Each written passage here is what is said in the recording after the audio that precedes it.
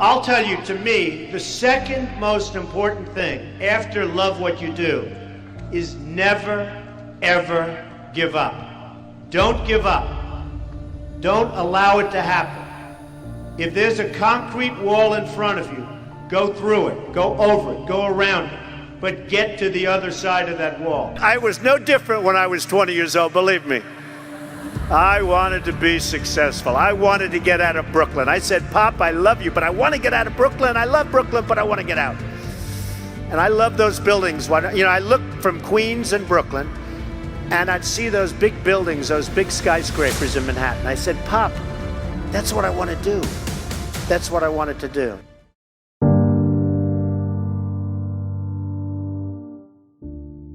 I was approached by NBC and Mark Burnett to do a show that they had entitled The Apprentice. Now, I had an agent, a big agent, and he was a great agent, but I shook Mark Burnett's hand, and NBC was dying to do it, and they said, we'd only do it if you do it, Trump. You're the only one we want, nobody else. So I was honored, and I said, you know, okay, I'm going to do it. I knew nothing about television, nothing. So my agent calls me. I heard you accepted doing The Apprentice. I won't let you do it. I said, you're fired.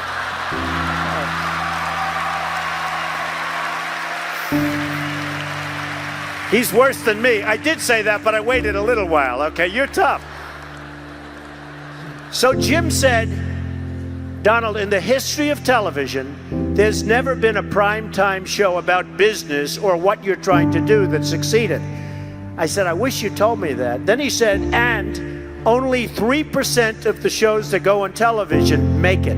So in other words, you're probably going to have a failure anyway, but you'll definitely have a failure. I'm your agent. I do not want you to do this show. So I said, you know, Jim, I have a problem. I shook the hand of NBC, and I shook the hand of Mark Burnett, who also is known for having done The Survivor, which is another great one. I think Apprentice is better, but these are minor details. I said, I shook the hand. He said, doesn't matter. You can't do it. I said, I have to do it. Anyway, time goes by. We do the show. It goes on. It starts at number 10. It goes to 8. It goes to 5 and 4. It then goes to number 2. And the following week, it's the number 1 show on television.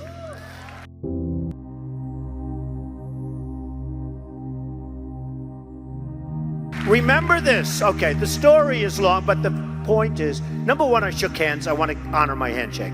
I would have, had I not shaken hand, I would have really listened to Jim. So that's important. Number 2 is, sometimes in life to be successful, oftentimes, most of the time, you have to follow your instincts. You have to follow your gut. You have to. Your parents may say wrong, your whoever may say wrong, but you have to do it. Now, speaking of that, you've got to love what you do. And I've seen so many instances where people with great talent went into things that they didn't love, and they failed. I've seen other instances where people with far less talent. I went to the Wharton School of Finance. I used to say until coming here, it's the greatest school in the world, the greatest business school in the world. I may have to revise my speeches to put it at number 2. Soon I probably will. The way you're going, I think I'm going to have to do that pretty soon. But I would always say to people, and I'd see people, and I'd say, you got to love what you do. Because, you know, if you love what you do, you work harder. But it's not work.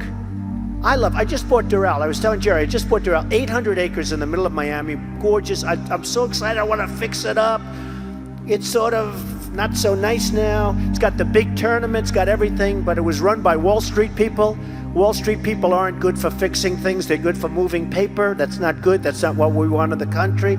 I want to do sort of a version of what you did here, but I have many, many jobs like that. I love taking things and fixing, taking things and building. I love building. I almost like fixing better, because if you're smart, if you're really smart, you can save a lot of money. When the building is there, the foundations are built, the steel is up, the walls are up, and then, you know, you have people say renovation costs you more money. Those are people that aren't smart people. I know that for a fact you renovated a couple buildings here and did very well, that you could never ever do if you had to build new. If you build new, I love that too. I do it both ways. But there's something great about the renovation project. So you've got to love what you do. You've got to work hard. Never, ever quit. Never, ever give up, because that's the other thing. I've seen people that are super genius, but they don't have that gut feeling. They don't have that stick-to-itiveness, that never quit. And I've seen people that almost made it and failed because they couldn't go that extra mile. They couldn't do it. So you get something, you never, ever quit, never, ever give up. You know, there's another one. I was coming down, and I just wrote it, and I've very rarely spoken about it. And frankly, I don't like to talk in the negative, but sometimes people are better off knowing the fact. Should I tell you what it is or not? Yes, I had a feeling you were going to say. You know, when people ask me about success, I've just started thinking about it over the last couple of years because I've seen a lot of it. You have to have an ability to handle pressure, because no matter how successful you are, I have many, many friends and enemies, a lot of enemies too, I don't care, but they're smart. I have a lot of enemies, and I've watched people and I've seen it. And people that can handle pressure can be entrepreneurs, can be successful. Now, I have some friends that are really, really smart, but they can't handle pressure. In which case, they should work for somebody, do great, and have a good life. There's nothing wrong with it. Because I almost think that's an instinctive thing, the ability to handle pressure. Now, one of the things I tell people about pressure is, you know what? They said, how do you handle pressure? Who's had more pressure than me? Ay, ay, ay. Have I had pressure over the years? And, you know, I mean, I get criticized in my hair, but it's not so bad, and it's real, it's mine. You know it is my real hair. I mean, I get killed. I had an article recently that was so good. It was such a great article. And then it had one line, but he wears the worst hairpiece I've ever seen. I couldn't show the article to anybody, and it's not even true. But you have to have the ability to handle pressure. And if you can't handle pressure, you have to know that about yourself. You have to know that about yourself. So, handle pressure. If you can't, that's okay. But one of the things I tell people about handling pressure is, remember, because they asked me the question, how do you handle the stress? And, you know, somebody actually said, Donald, you're so handsome. Do you believe this? I love this person. You're so handsome. How have you stayed so handsome under all this pressure? And I actually thought of it to myself. You have to remember, it doesn't matter. God matters. Your family matters. It doesn't matter. And if you say it, I have some people, they say, I've got to be successful. I've got to be. They'll never be successful. It's too crazy. They can't think straight. Does that make sense? Does that make sense to you that was going crazy, standing up about your success, right? So you've got to handle it. Now he's a little bit more low-key. That's very good. I like that. We've calmed him down. So you've got to be able to sort of say to yourself, nothing matters that much other than the real big deals with family, with your faith, etc. Okay. Always have passion. You've got to have passion for your family, for your life, for your church, for whatever it is. You've got to have that passion. You've got to just love it.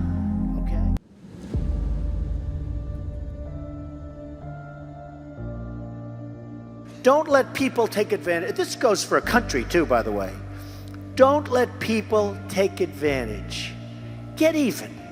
And you know, if nothing else, other people will see that, and they're going to say, you know, I'm going to let Jim Smith or Sarah Malone, I'm going to let them alone because they're tough customers. So I always say it, but I won't say it to you because this is a different audience. You don't want to get even, do you? Yeah, I think you do. Okay. But to be a winner, and you're all winners, you've got to think like a winner. And you are just thinking like a lot of beautiful winners. And I love you all.